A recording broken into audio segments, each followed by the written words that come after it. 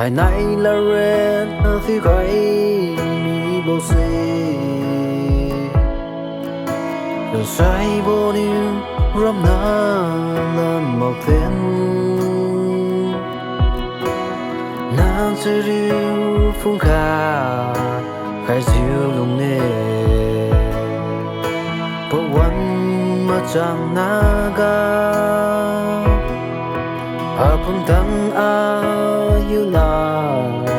ปะแค่นานิวนาตูคงซิวบำเน